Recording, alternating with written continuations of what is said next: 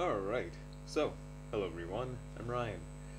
Now, um, let me start off by saying that I am not an expert on any of this, and I'm purely just a frustrated, overworked nerd who just has spent way too much time researching this just to buy what is essentially just a mid-range TV that I'm just gonna chuck in my room. And at the end of the day, I think like the thing that I'd wanted to do the most is just, you know, connect to my phone like easily, cast screen, blah blah, all that kind of stuff. But unfortunately, I tend to put in a lot of effort into researching what's good and what isn't, because I mean, money, isn't necessarily like, I mean, if I buy something, I'm gonna make the most out of it. But before that, oh boy, I'm gonna spend a lot of time researching on it. And also, I do apologize if there are random hooting and hollering, just because I think the World Cup is going on, World Cup final is going on right now. But personally, never really was interested in it, so here I am, ranting about TVs. Beautiful. Anyway, so all I have right now on the table is, well, just I'm armed with a cup of coffee, some Hongguan salt cheese crackers, because I'll be honest, this entire thing about searching for a TV, especially in the Indian market, has genuinely been eating at me for quite some time. And I still don't really have a definitive answer, to be absolutely honest, of what would be the overall best. But I want to kind of go through all my findings. The only reason is because I know that, again, I spend way too much time researching a lot of this stuff, and I feel like it's kind of wasteful if it's not put to somewhere, somewhat useful, maybe for someone else, where they don't need to go through the bullshit that I had to go through to find out what's good, what fucking completely sucks, and, just what is actually kind of good. So, I think the only reason now why I'm making this video is because finally today I did get time to actually go see some of these televisions in question in person. So, uh, keep in mind that this is completely unscripted, and I don't particularly have a sort of I guess like a complete beat to beat kind of idea in my head of what exactly fully to talk about, but I do want to cover the most important things that I kind of like learned both by seeing these things in person and as well as the amount of research that I did. So then going over like, I think the best way to really start, or at least the thing that's been bugging me the most is, well,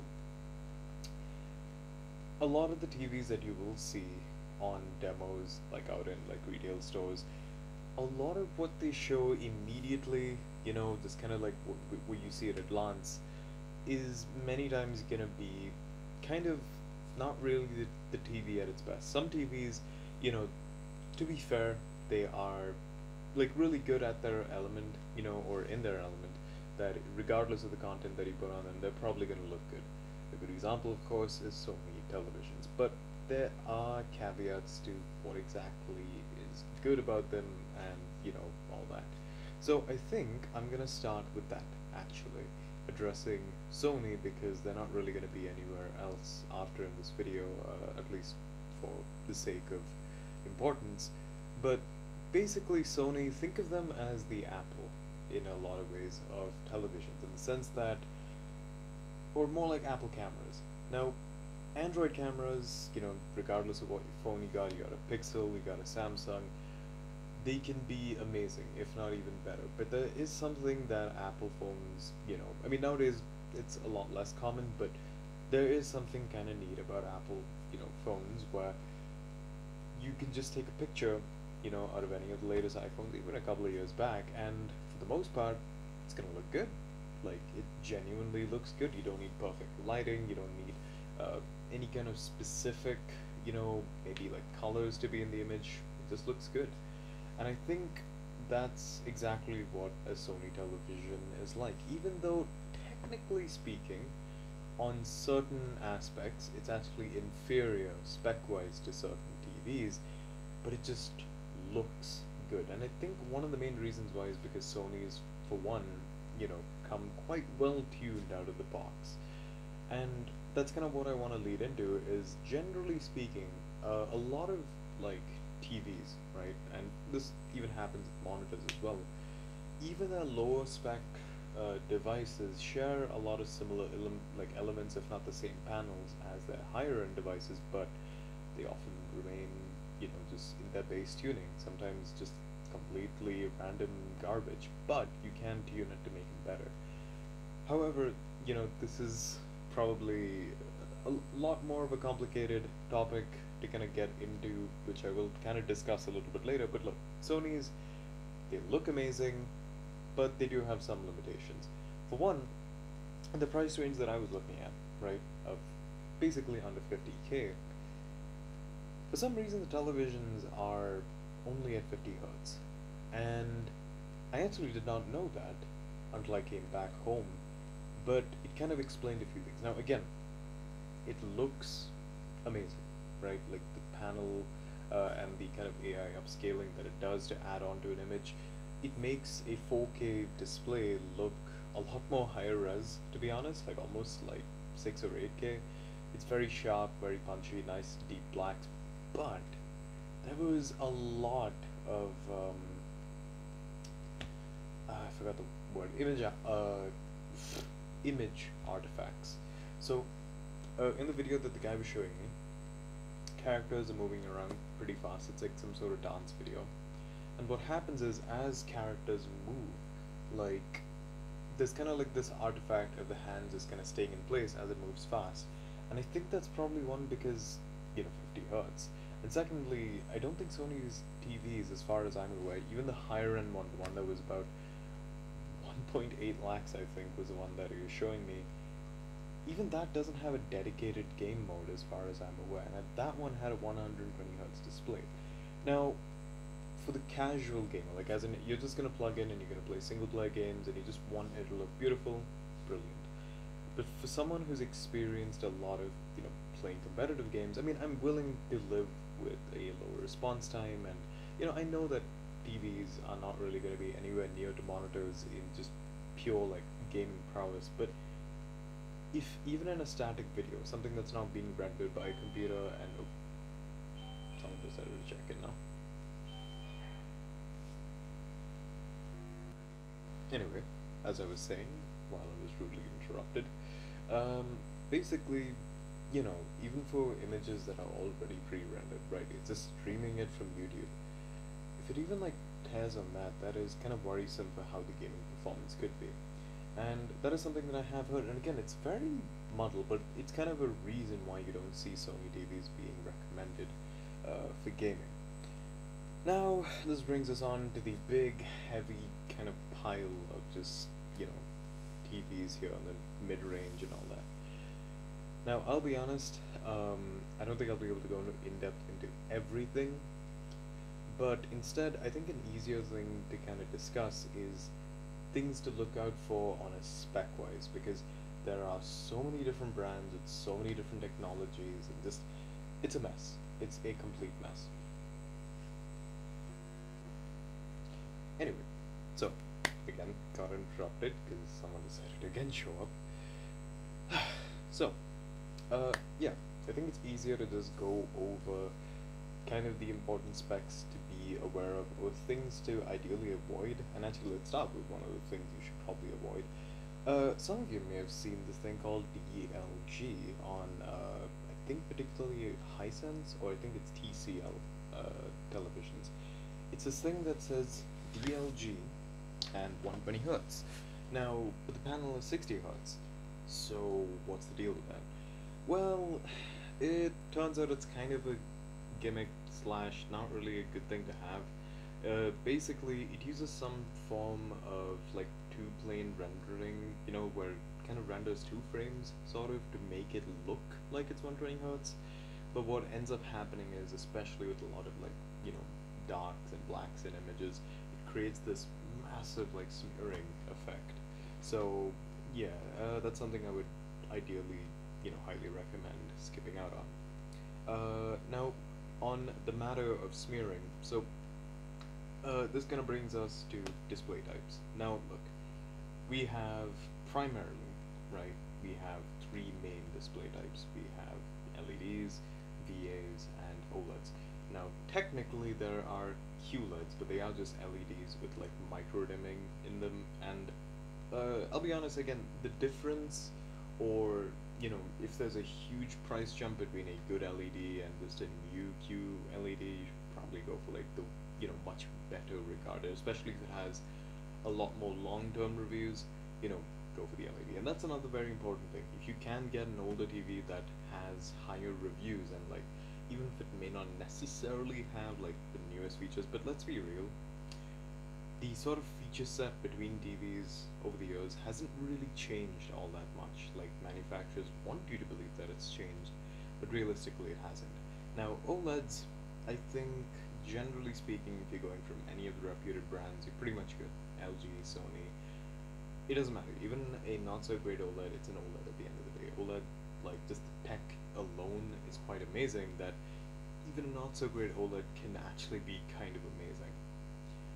Now, VAs are a bit tricky, but I think unless they have like a high refresh rate, I would say ideally avoid them, because they have lesser response time, and even though they have a higher contrast for like blacks to an IPS panel, they tend to have like this kind of hazing effect, and not so great viewing angles. So there's a reason why, especially in monitors, VA panels, like almost majority of like curved monitors are VA panels, because when it's dead center, you don't notice it.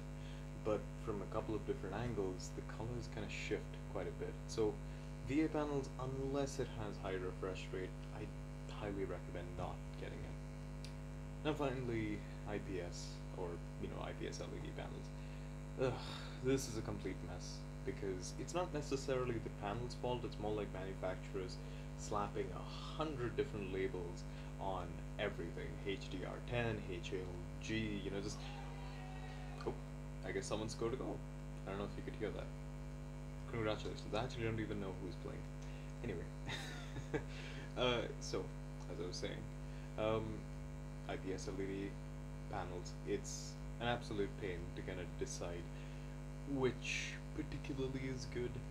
But look, to kind of keep it simple, look for those that have consistent reviews, consistent long-term reviews, and particularly, can actually utilize that color like panel quite well.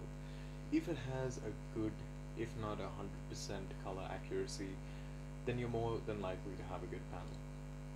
Now again, it's tricky with LEDs obviously, or these panels, without seeing them in person. And even with seeing them in person, when you, for example, compare between certain brands and others, it may seem like it's an obvious choice, but it's a lot more tricky, because again, with retail stores, a lot of people there, even those who don't necessarily present themselves as working for a brand, you can very clearly tell that they are biased towards a brand. The one that I went to today in Chroma was very biased to Sony, and like completely like and had claimed that like, oh, Sony are the only ones who make 120 hertz panels, which is not true.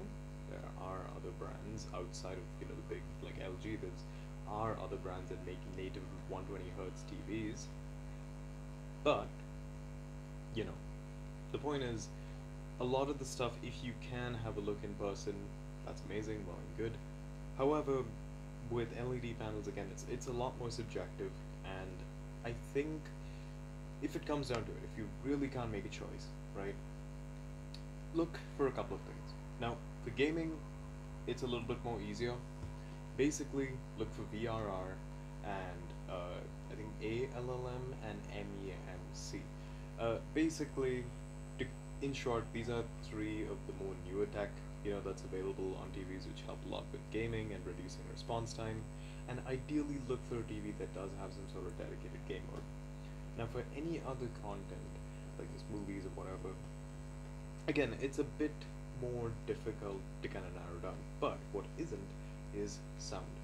I'd say don't focus at all on the sound of a TV. As much as I know many of us don't really want to, I guess, invest in a home theater or something, they just kind of want to use the sound on a TV. And I'll admit that yes, certain TVs do definitely sound a lot better than others, and you could potentially just use the TV alone.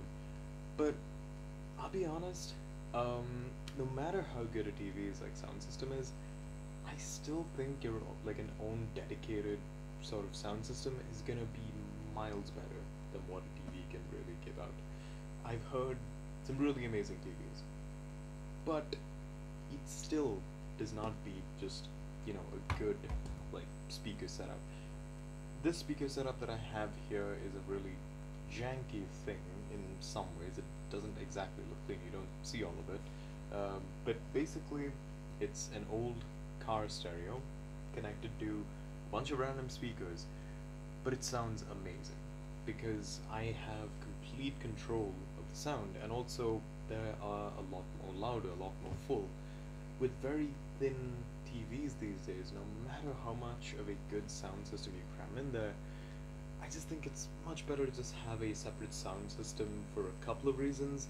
Primarily, one, you again have far more control, and you can, if you're more inclined to it, you can even get very specific sound, for your house slash, like your living room or for your bedroom. And I think just in general, like the sound is something that can be sacrificed, even if a TV doesn't have great sounding sound. I think you can kind of manage with getting an aftermarket speaker. Like, I feel like that should be the end of it. Like, I'd say even if it has crappy speakers, as long as you can kind of hear what's going on, like, if you just need to quickly use it, I think that's fine. Like, I think generally, unless, yeah, I mean, I think a laptop or maybe even a monitor is a different argument, but TVs are going to be set in one place. They're investments for the next couple of years, and I'd say spending a little bit extra later, maybe not even immediately, just a little later to just get like a sound bar or something. I don't know. I think is much more worthwhile than trying to basically compromise maybe let's just say the display or the overall just user experience of a TV. To basically get better sound. Now, the last thing I really want to talk about is operating systems. I'll be honest, I don't think it matters that much because I don't remember where I read this, but it was like some article where it was basically something like you can change a TV's operating system more or less to whatever you want, with, like there's many different TV sticks or like different boxes, whatever, but you can never change the display, which is quite true. If you've got a crappy display, no matter what the operating system you got on there, a crappy display is always going to be a crappy display. So, yeah, I guess there's not really much else I can really cover because it's not even like I'm trying to leave off on like a very vague or ambiguous thing. I'll be honest again, it genuinely sucks to buy a TV these days because it's not easy, it's not intuitive, and more than anything, it's like even when you look at reviews, I'll be honest, almost pretty much 99%, if not maybe 98% of reviews on TVs and whatever are just not really that helpful in some cases because I don't know, they fall under this like category of just very general reviews where like everyone, like when you go check their channels for a TV, it's like everyone puts in this best TV of 2022, like best TV, best budget TV, that kind of stuff. And then of course maybe some of them may be critical, but I just hate the fact that they're not honest in at least the title, and especially just making it clear what is a good TV or not. When everything is meant to be eye-catching, then nothing really ends up being eye-catching or unique. Nothing is the best anymore. Everything is just okay. And I don't know. It's a pain, and it's definitely again part of the reason why I am frustrated with researching TVs because another thing is, look, I'll be honest. Like I was born and brought up in the south of India, so I don't really know Hindi. I am trying my best to try and understand slash learn it as much as I can, but I'm just far more comfortable with South Indian languages. So sometimes, yeah, when I do find a review of like a South Indian reviewer, whether they speak in Tamil or Malayalam, I'm just like, oh yes, please. But unfortunately, there's not that many South Indian reviewers. Majority speak in Hindi. And again, I'm not complaining about that too much. I guess I'll admit I was a lot more saltier about it a couple of years ago, but now I've just kind of accepted it. But again, a lot of the information, it kind of lacks a lot of nuance, and a lot of the descriptions of these TVs, it's just like, it's not really accurate. Like, it's just like, you know, like कुछ भी TV, this, uh, just absolute like amazing. Just like the way they describe it is like they all like the sound and like it's just the way that they say these things, right? It's the same all the way throughout, and it doesn't make it any easier to really make the buying decision because everyone says it's amazing. Then they get the next TV, and then oh my god, this is amazing, but they never like conveniently compared to one or the other TV. So the only thing I can say is, look, if you have a budget, try and stick as much as you can within that. Don't stretch it too much. That's just gonna make it more complicated. Um, for me, I'll admit that yes, my budget had stretched a little bit. Basically, I started with a 30 to 35-ish K budget. Now it's more to 45K, and the only reason I did that was because, to be fair, a TV, in a home, is going to be, part of, I suppose, just the visual of a place, and as well as utility. And at the moment, I was going to get a Sony TV, but then the 50 hertz refresh rate definitely threw me off, and I know for a fact it's going to bother me once I connect it up to a laptop or a computer. Instead, there is this Hisense TV with 120 hertz, and I know there are some more inferior aspects of it, but it having 120 hertz, I'll admit, that is a trade-off that I can make over anything else. I don't care what else is wrong with the TV, if the sound sucks, if the onboard operating system is slow, but yeah. Anyway, yeah, that's about it. I hope this helps somehow. I mean, it may just have come off as complete rambling, and I do apologize if it didn't really give a clear cut or conclusion. I do wish I had a clear cut conclusion of what would be the best TV to buy in India or the best brand to look at, but there isn't really a clear cut answer because even within the good brands, such as like LG, Sony, or whatever, they have really good TVs, like the LG OLEDs, and then they don't have as great TVs, with their lower end LED TVs. They're not bad, but they just, there are a few things missing, like, and it's complicated, and I feel like it shouldn't be this complicated. I'll be honest, I mean, and I know this video outro is taking too long because I am still ranting, but out of all the frustrating tech that I've had to kind of research and end up buying and all that, the TVs or just looking for TVs is absolutely the worst. Like, nothing compares to how horrible it is to actually research and find the right TV. Like, I actually had much more of an easier time like narrowing down a phone and a laptop, and these are laptops with workstation laptops with Quadros and Xeons. Those are rare in their own right, but somehow TVs, I'll be honest, was much more of a headache than it was to actually find anything quite as rare as that. I don't think it'll get any better. The only thing you can really kind of hope for is just be armed with more information and make your call on, based on that. So, good luck, champs.